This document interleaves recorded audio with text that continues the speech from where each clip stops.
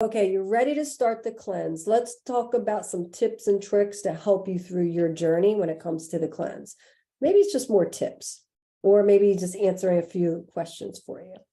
One of the biggest things we might hear is that you're more hungry during the cleanse. Well, and there's a few things that could possibly be going on. One is that you've been eating an exorbitant amount of calories, and the cleanse by default, it's taking you into a calorie deficit. That's first thing. Number two, even though you're in a calorie deficit, you might be in even more of a lower calorie deficit because you're not getting in the needed calories just for the cleanse. Or three, your emotions. Because often how we eat is learned behaviors. So now you're having to readjust.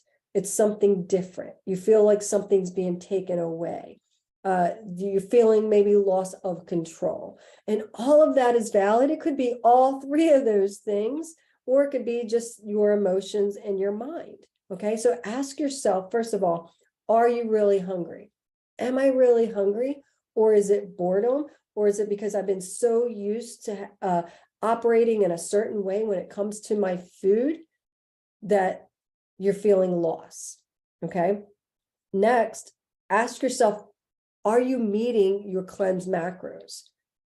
Okay. The only way to know is if you're actually tracking, and you should be tracking. We teach you that right from the very beginning. We're not talking about being perfect. You don't have to be perfect, but you do need to be consistent. And that's the only way. If you're tracking, that is the only way that you're going to be able to identify the data that you need to say, okay, am I meeting my cleanse macros? Am I meeting my calories?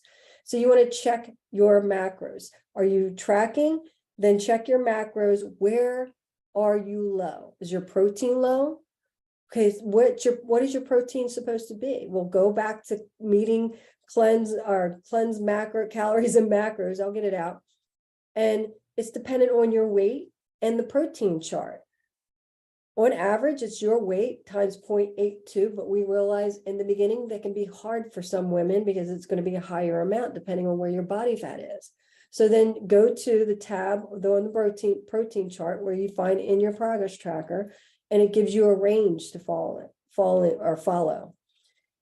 So depending on your weight, it might, it's going to give you lowest amount and highest amount.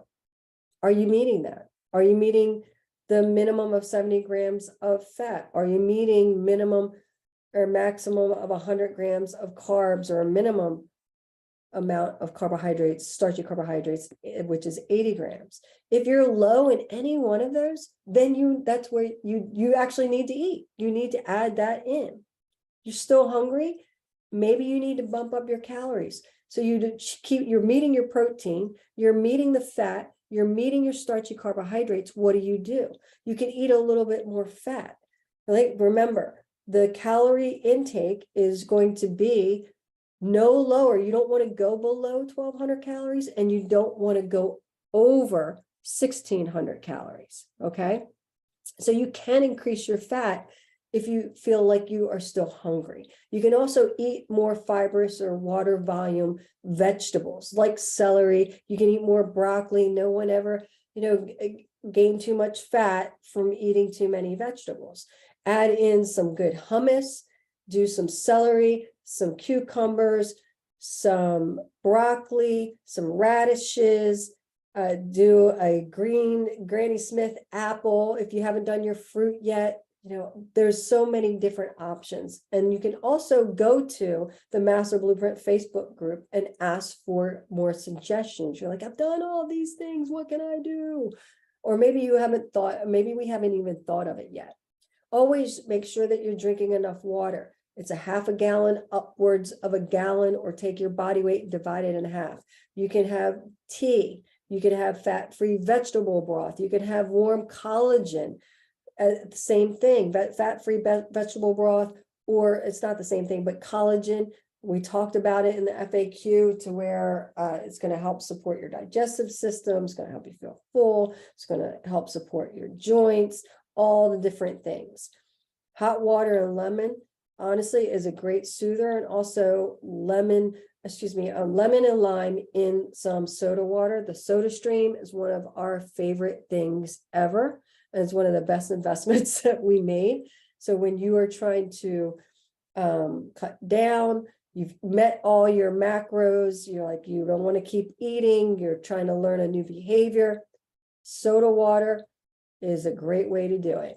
Lemon and lime, and it won't break your fast, and it's very refreshing. Get out of the house, take a walk, find some way to occupy yourself, to take your mind off food. Clean out your closet or engage in some type of activity that's going to absorb your mind but not be stress provoking. You know, look at the things that you keep putting off in your home. You might be organized, but then there's still that one closet that is not completely organized. Or you keep saying, I need to organize my office, I need to clean out my garage, I need to clean out underneath the sink, I need to go through all my cabinets, I need to clean on top of my cabinets. Do the things that you keep saying you need to do or you should do. Schedule it and do it now. Keep yourself busy. Focus on stress reducing activities, meditation, worship, reading, yoga. Those are all great ways. Stretching, great ways to keep your body activated, help your lymphatic system, and help the whole process. What we do recommend is that you do Epsom salt baths every night before bed, 7 to 14 days, water temperature, warm but not scalding.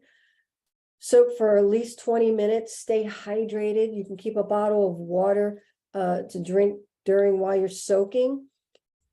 You can add essential oils to the water to help soothe your skin, to help you relax, like lavender. Tea tree oil is going to help kill bacteria. And then you want to make sure that you rinse off after the tub. Why? Epsom salt bath is going to help your muscles. It's going to help the detoxification process because it actually gets magnesium into your body through your skin. Remember, it's like your biggest absorbing organ is your skin, and it actually penetrates and goes through, so it's actually going to get into your system faster. Normal reactions, you might get some hot spots, you might get a little lightheaded, you're going to be fatigued. That's why we say do it at night before bed. Dry, itchy skin. So that's why you want to add like a tablespoon of coconut oil or essential oils to the water to soften your skin, or just make sure that you actually rinse off the salt after you're done taking a bath. Fatigue, nausea, or dizziness, you want to be aware of that. That could happen.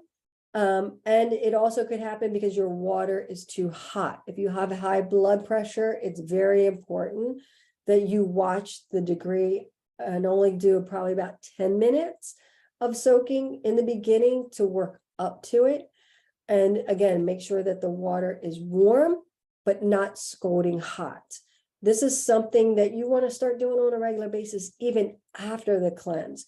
It's great for sore muscles, great for detoxification, great for stress reduction type of activity, help improve your sleep. You're like, well, I don't have a bathtub. I know there's a lot of homes right now that they're building with no bathtubs. What do? One thing that you can do is you can soak your feet, because you detox a lot through your feet and you absorb a lot through your feet. So you would do an Epsom salt foot bath. Do it 10 to 20 minutes or 20 minutes, really. And you can do actually a little bit hotter water than when you do full body submersion. You're like, how much Epsom salt bath should I do? Anywhere from a cup to 3 to 4 cups, because if you have a big soaker tub, you're going to need more salt. You have a small, the old style small tubs, then you only probably need about 1 to 2 cups. Okay. And there you have it. When it comes to essential oils, little goes a long way. A couple drops of tea tree oil, a couple drops of lavender, or whatever type of medicinal essential oil that you love, you can add it to your bath. All right. So I hope these tips help you. And any questions, any clarifications, go to the Master Blueprint Facebook group and we'll answer your questions there. You got this.